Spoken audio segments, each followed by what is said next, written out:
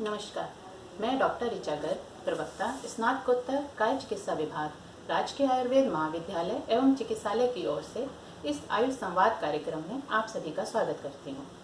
सर्वप्रथम मैं आभार प्रकट करना चाहूँगी प्रदेश के मुख्यमंत्री माननीय योगी आदित्यनाथ जी का, आयुष मंत्री माननीय धर्म सिंह सैनी जी का, प्रमुख सचिव आयुष प्रशांत द्विवेदी सर का, निदेशक आयुष मिशन एवं विशेष सचिव डॉक्टर राजकमल यादव सर का, निदेशक आयुर्वेद सेवाएं एवं Uttar Pradesh professor SN Singh sir का, निदेशक पाठ्यक्रम एवं मूल्यांकन प्रोफेसर सुरेश चंद्र सर का एवं राजकीय आयुर्वेद एवं महाविद्यालय चिकित्सालय के प्रधानाचार्य एवं अधीक्षक प्रोफेसर पीसी सक्सेना सर का कि उन्होंने इस मंच से मुझे अपने विचार व्यक्त करने का अवसर प्रदान किया।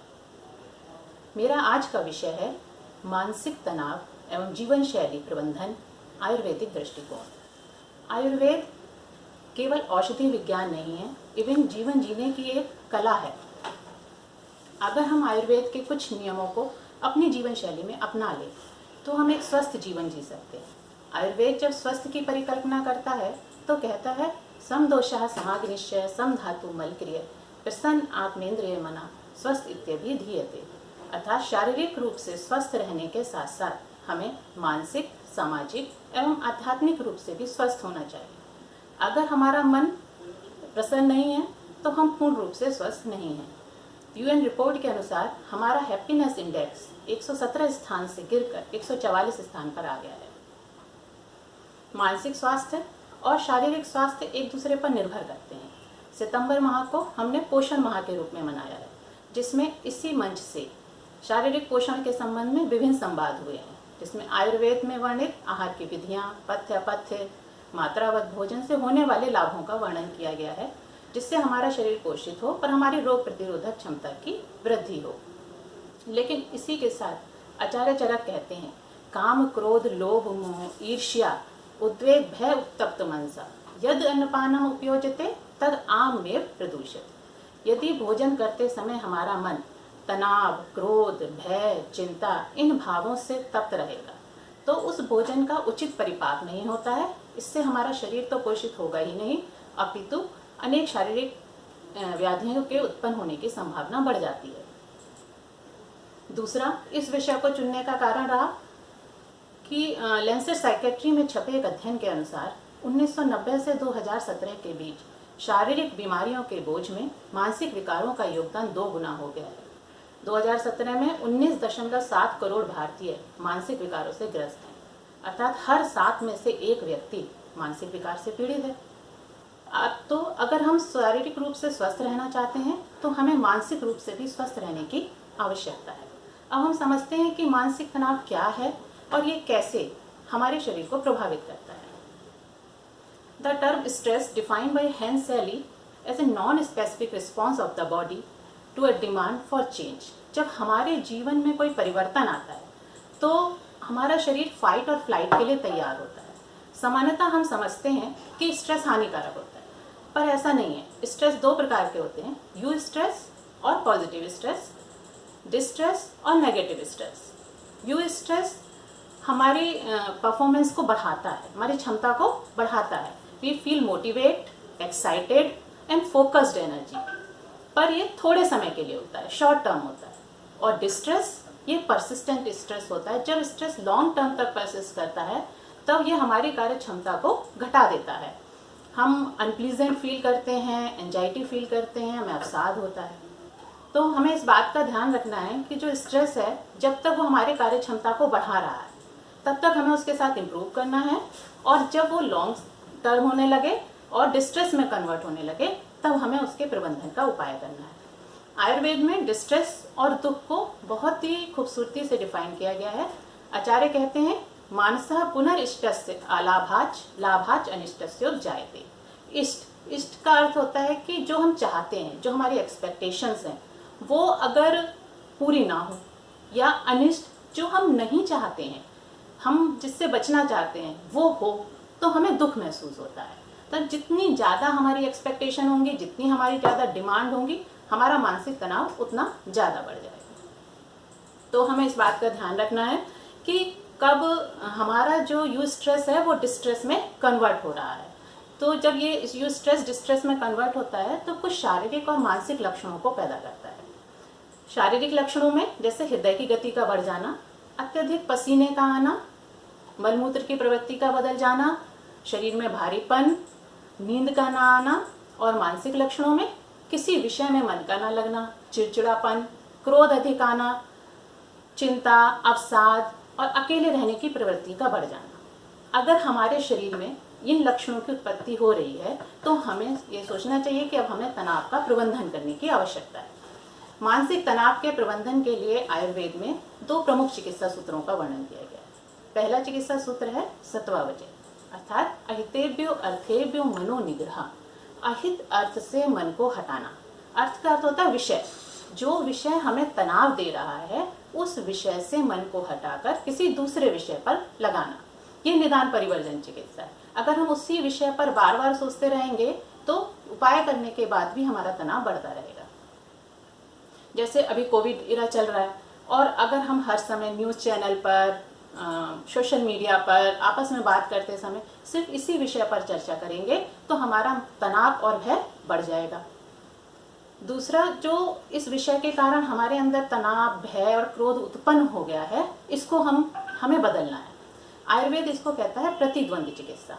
एक प्रकार के मानसिक भाव को दूसरे प्रकार के मानसिक भाव से बदल देना। जब ये तनाव, एंजाइटी या क्रोध हमारे शरीर में उत्पन्न होते हैं तो हमारे शरीर में कुछ हार्मोन्स रिलीज होते हैं जो हमारी बॉडी को फाइट फ्लाइट के लिए तैयार कर रहे हैं। ये एक एनर्जी के रूप में कि अगर हमें दौड़ना पड़े तो हम दौड़ लें जोर से। तो अगर हम सोचें कि हमें क्रोध आ रहा है और मेरे अंदर जो उसकी ऊर्जा उत्पन्न हुई है, अगर मैं इसको दूसरे पर निकालूं तो मुझे सामाजिक हानि हो सकती है। अगर दूसरा ज़्यादा ताकतवर है तो हो सकता है मुझे शारीरिक और आर्थिक हानि भी हो। तो अगर मैं इसको अपने ही अंदर दबा लूँ तो ये जो क्रोध की ऊर्जा है ये अंदर ग्रंथियाँ बन जाती हैं और इससे कैंसर जैसी बीमारियां भी हो सकती हैं, या हमारे किसी अवयव को शरीर के विकृत कर देगी और उसकी व्याधियां उत्पन्न हो जाएंगी। तो हमें इस ऊर्जा का निष्कासन ऐसे करना है कि ना तो हमें सामाजिक हानि हो और ना ही हमें कोई शारीरिक रूप से हानि हो। इसके लिए जैसे कि हमें अगर क्रोध आ रहा है तो हमें क्या करना है कि उसको मस्कुलर एनर्जी में बदल देना है। नकारात्मक एनर्जी को सकारात्मक एनर्जी में बदल देना है। खूब जोर से अगर हम दौड़ें, ब्रिस्क एक्सरसाइज करें, अगर दौड़ नहीं सकते हैं और हमारे घर में क्यारियाँ हैं तो हम तेज़ी से खुरपी चलाएं और खुदाई कर दें। या अगर हम युवा हैं, हमको लगता है कि हमें नाच सकते हैं तो तेज़ म्यूजिक चलाकर उस पर डांस कर सकते हैं। इससे जो ऊर्जा हमारे अंदर उत्पन्न हुई है नकारात्मक, वो मस्कुलर एनर्जी में कन्वर्ट हो जाएगी और इससे हमारा शरीर भी पुष्ट होगा और हमें कोई हानि भी नहीं होगी। अगर हम ऐसी जगह पर हैं, ऑफिस में, जहाँ पर हम इस तरह की क्रियाएं नहीं कर सकते हैं, तो हम क्या करें, तो हम अपने चेयर कुर्सी पर बैठ जाएं और अपना हाथ और पैर इनको खूब, इनकी मसल्स को खूब स्ट्रेस दें, इतना कस के जितनी आपकी ताकत, और उसके बाद उसे छोड़ दें। तो इस तरह से जब अगर 4-5 बार आप करेंगे तो वो जो क्रोध की ऊर्जा है वो बाहर निकल जाएगी और आप बहुत रिलैक्स महसूस करेंगे। तो पहले सूत्र में हमें अपने विषय को बदलना है और जो नकारात्मक ऊर्जा हमारे अंदर उत्पन्न हो गई है उसको सकारात्मक में बदल देना है। दूसरा प्रमुख चिकित्सा सूत्र है ज्ञान, विज्ञान, धैर्य, स्मृति, समाधि। ज्ञान का मतलब होता है अपने बारे में जानना और अपने प्रति होशपूर्ण रहना। आयुर्वेद कहता है मन के 3 गुण होते हैं, सत्व, रज, तम। सत्व संतुलित होता है, रज और तम ये मानसिक विकारों को उत्पन्न करते हैं। मॉडर्न साइकेट्री भी कहती है कि मनुष्य का मन के 2 टाइप होते हैं, टर्टल टाइप और रेसिंग हॉर्स टाइप। जो रज है वो रेसिंग हॉर्स है और जो तम है वो टर्टल टाइप। तो पहले हमें अपने मन की प्रकृति को समझना चाहिए, दूसरे को देखकर अपना असेसमेंट नहीं करना चाहिए, उसके अनुसार अपने कार्य को चुनना चाहिए। क्योंकि जो रज प्रवृत्ति वाला होता है उसकी एक्टिविटी ज़्यादा होती है, वो एक्सट्रोवर्ट होता है। जो तम प्रवृत्ति वाला होता है उसकी एक्टिविटी कम होती है और वो इंट्रोवर्ट ज़्यादा होता है। तो दूसरे से अपना कंपेयर ना करें, अपनी प्रवृत्ति के अनुसार अपने कार्य को चुनें और मानसिक तनाव से मुक्त रहें। दूसरा है विज्ञान। विज्ञान का अर्थ होता है अपने से अतिरिक्त दूसरे विषय के बारे में जानना। दूसरे जितने विषय हैं हमसे बाहर, उनके बारे में हमारी नॉलेज इज पावर। हम जानते हैं कि अगर हम किसी के बारे में अच्छे से जानते हैं तो उससे हमारा भय कम हो जाता है। जैसे कि कोरोना के प्रारंभ के काल में जब उसके बारे में हमें जानकारी कम थी तो हम लोग भयभीत ज़्यादा थे। अब हमें पता है कि अगर हम मास्क का इस्तेमाल करें, सोशल डिस्टेंसिंग रखें और हैंड हाइजीन मेंटेन करें तो हम अपने कार्य को करते हुए भी उससे बच सकते हैं। तो हमारा भय कम हो गया है। तीसरा विषय है हमारा धैर्य। धैर्य, जो तनाव उत्पन्न होता है ये परिवर्तन से उत्पन्न होता है। तो बहुत सारे परिवर्तन होते हैं जिनको हम कोप आउट कर लेते हैं और कुछ परिवर्तन होते हैं जिनको हम कोप आउट कर नहीं पाते हैं। तो हमें ये स्वीकार कर लेना चाहिए कि कुछ चेंजेस होते हैं जिन्हें हमें धैर्य से स्वीकार कर लेना चाहिए कि समय के साथ चीज़ें बदलती हैं। स्मृति होता है अनुभवजन्य ज्ञान को स्मृति कहते हैं। हमारे जीवन के बहुत सारे अनुभव होते हैं, बार बार हमारे जीवन में समस्याएं आती हैं और ये तनाव, क्रोध, चिंता उत्पन्न होती है। तो हमें अपने पुराने अनुभवों से सीखना चाहिए कि उस समय भी हम इतने क्रोधित और चिंता से ग्रस्त हो गए थे और लग रहा था कुछ नहीं हो पाएगा, लेकिन चीज़ें समय के साथ बदलती रहती हैं। तो हमें अपनी स्मृति का लाभ उठाना चाहिए। और सबसे महत्वपूर्ण सूत्र है इसमें समाधि भी। इसमें पूरा अष्टांग योग आ जाता है। अष्टांग योग एक बहुत बड़ा विषय है, इसलिए हम यहाँ पर केवल ध्यान और प्राणायाम के बारे में बात करेंगे। प्राणायाम अपनी सांसों को नियंत्रण करने का अभ्यास है। हमारे श्वास प्रक्रिया में और हमारे मानसिक भावों में बड़ा गहरा संबंध होता है। हमने अक्सर देखा होगा कि जब हम क्रोध या तनाव में होते हैं तो हमारे सांस की गति और लय अलग होती है। जब हम शांत आराम से बैठे होते हैं तब हमारे श्वास की गति और लय अलग होती है। तो जब हमें क्रोध उत्पन्न हो रहा है, चिंता उत्पन्न हो रही है, उस समय यदि मैं अपने श्वास की गति को धीमे कर लूँ, लयबद्ध कर लूँ और गहरी कर लूँ तो फिर मेरा शरीर क्रोध करने में या चिंता करने में सक्षम नहीं रह जाता है, वो अपने आप ही विदा हो जाता है। दूसरा योग कहता है कि जब हम श्वास की क्रिया करते हैं तो हमारे दोनों नॉस्ट्रिल में से एक नॉस्ट्रिल अधिक एक्टिवेट रहता है। जैसे कि हमारा बायां नासापुट है, अगर हम ऐसे देखें तो हमारा एक नासापुट अधिक क्रियाशील होगा। तो जो बायां नासापुट होता है उस समय हमारा मन शांत होता है, और जो दायां नासापुट होता है जब वो एक्टिवेट होता है तो हमें क्रोध आने की संभावना बढ़ जाती है।